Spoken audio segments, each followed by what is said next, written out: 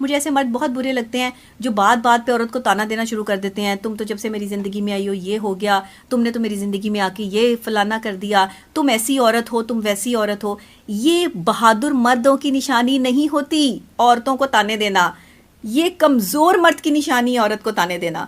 تو اگر آپ بہادر ہیں، میں نے بہت سے ایسے مردوں کو دیکھا ہے جو دکھ میں، درد میں اپنی بیوی کے ساتھ کھڑے ہوتے ہیں، تکلیف میں اس کے شریک حیات ہیں، اس کو پراپر طریقے، جو آپ کی شریک حیات ہے اس کے لیے سب کچھ کرنے کے لیے تیار ہوتے ہیں، اور پھر کیا ہے کہ ہاں یہ اچھے مرد ہیں، یہ وہ مرد ہیں جو آپ کی زندگی کو جو ہے وہ اسموتھ کرنے کا حوصلہ رکھتے ہیں اور آپ کو جو ہے وہ ایک ڈٹرمننٹ پرسنالٹی بنانے کا حوصلہ رکھتے ہیں۔ عورت کو مضبوط کندھے چاہیے ہوتے ہیں، مضبوط مرد چاہیے ہوتا ہے۔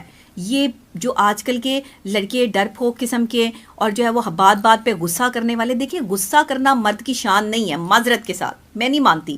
غصہ ایک ایگریشن ہے، غصہ ایک بیماری ہے، اور زیادہ اگر بڑھ جائے تو یہ خطرناک بیماری ہے۔ اس لیے غصے کا حکم کہیں نہیں آیا۔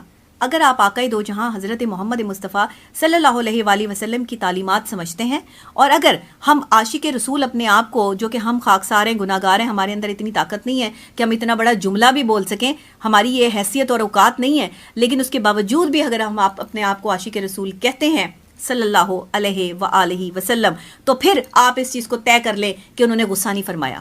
غصے سے صرف ان کا چہرہ لال ہو جایا کرتا تھا، خاموشی اختیار کرتے تھے۔ وہ مرد ہے جو غصے میں خاموش ہو جائے، عورت کو ذمہ دار نہ ٹھہرائے، زبان نہ چلائے، غلط جملوں کا تبادلہ نہ کرے۔ خاموشی جو ہے وہ مرد کے لیے غصے میں سب سے بہترین ہتھیار ہے۔ اگر جس مرد کے پاس غصے میں خاموش ہونے کی جو ہے وہ طاقت ہے، یہ مرد ہے جس سے آپ شادی کریں۔ اور یہ سب چیزیں آپ کو جو ہے وہ شادی سے پہلے پتہ چل سکتی ہیں۔ ایسے مرد اور ایسے لوگ اسی لیے کہتے ہیں کہ آپ جب بھی شادی کریں تو دوسرے لوگوں سے، ان کے گھر والوں کے رویے، ان کے گھر والوں کے حالات، اور خود اس لڑکے کے معاملات اور اس کا اٹھنا بیٹھنا اور اس کے دوستوں کا لازمی پتہ کریں۔ کیونکہ آپ کیا کرتے ہیں کہ ایک لڑکے کے پاس پیسہ ہے، بہت امیر ہے، بڑی بڑی گاڑیاں ہیں، میری بیٹی یہاں خوش رہے گی۔ آپ کی بیٹی کی خوشی جو ہے وہ پیسوں میں نہیں ہے۔ آپ کی بیٹی کی خوشی ایک بہادر مرد کے ساتھ اور ایک ایسے مرد کے ساتھ جینے میں ہے جو باضمیر آدمی ہے، جو عورت کو سنبھالنے کا حوصلہ رکھتا ہے، نہ کہ عورت کو جو ہے وہ تکلیف دینے کا حوصلہ رکھتا ہے۔ ایک عورت دلہن کے لباس میں سجی سنوری اپنے گھر جانے کی تیاری کر رہی ہوتی ہے، کبھی اس کی ایموشنز کو چیک کیا؟ اس وقت میں سارے دلہن دیکھنے آ جاتے ہیں، دلہن کتنی پیاری لگ رہی ہے، کتنے پیارے گہنے پہنے ہیں، کتنی پیاری جو ہے وہ جولری اور کپڑے پہنے ہیں، کیا اس نے ہاتھوں میں پہنا ہے، مہندی کیسی لگی ہے، رنگ کیسا آیا ہے۔ عورت سج سنور کے اپنی ساری امیدیں، اس کے اندر تکلیف اور اذیت چل رہی ہوتی ہے۔ جو لڑکی دلہن بنتی ہے، کبھی اس کے چہرے پہ آپ نے خوشی دیکھی ہے؟ نہیں دیکھی نا، سنجیدہ ہوتی ہے، اندر بہت کچھ چل رہا ہوتا ہے۔ وہ گھر، وہ کمرہ چھوڑنے کا دکھ ہوتا ہے جس میں وہ بچپن سے پلی ہوتی ہے، وہ ایموشنز اور وہ فیلنگز چھوڑنے کی تکلیف ہوتی ہے جو اس کے ماں باپ اور بہن بھائیوں کے ساتھ جڑی ہوتی ہیں۔ وہ چھوٹی چھوٹی لڑائیاں، وہ چھوٹے چھوٹے معاملات، کیسے کوئی اپنا گھر چھوڑ کے کسی دوسری جگہ پر جا کر اپنا بسیرا بسا لے؟ یہ آسان کام ہے۔ آپ کو آپ کے گھر سے نکال دیا جائے، اپنے کمرے سے نکال دیا جائے اور کہا جائے کہ جاؤ، جا کر ایسی جگہ پر جو ہے وہ رہو جو تمہارے مطلب کی بھی نہیں ہے اور تمہیں پتہ بھی نہیں کہ آگے تمہیں کس طریقے سے رکھا جائے گا، تو حوصلہ کر پاؤ گے؟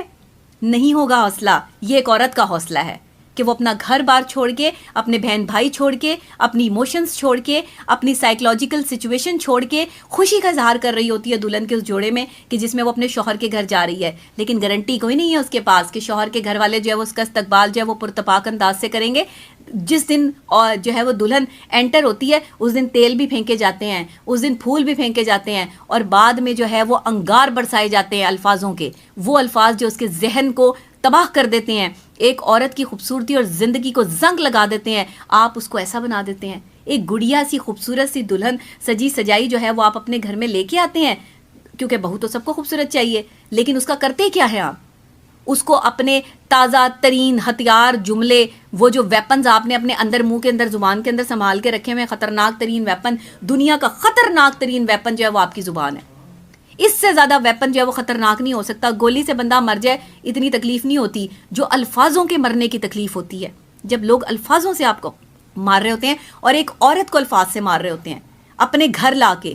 ایک تو نئی جگہ، نئے لوگ، نئی سچویشن، نئے حالات، اور دوسرے سلسلہ کیا کہ آپ نے اس کی ایموشنز کو انڈرسٹینڈ کرنے کی کوشش نہیں کی، اور پھر بھی آپ بوجھ ڈال دیتے ہیں اس عورت پہ کہ یہ آئی ہے تو ہمارے گھر کا ماحول جو ہے وہ اس نے تبدیل کر دیا۔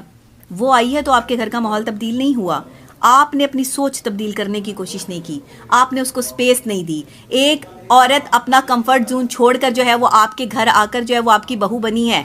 شوہر کو بھی چاہیے کہ خدا کے لیے ایک عورت کو تم جو ہے وہ ہر طرح سے استعمال کرو، اس کو اس کے جسم تک بھی تمہاری رسائی ہو، اس کی جو ہے وہ خواہشات تک بھی تمہاری رسائی ہو. تم کہو سو جائے تو سو جائے، تم کہو اٹھو تو اٹھ جائے، تمہارے بچے بھی سنبھالے، پھر ان کے جو ہے وہ اچھا برا بھی دیکھے، پھر تمہارے گھر والے بھی سنبھالے. ایک مرد ایک عورت پہ اتنا بوجھ ڈال دیتا ہے تو پھر آپ کو اچھی بیوی کہاں سے ملے گی؟ آپ کو پتہ ہے کہ آپ کو اچھی بیویاں کیوں نہیں مل رہی؟ کیونکہ آپ نے ان کو جو ہے وہ مار دی ہے.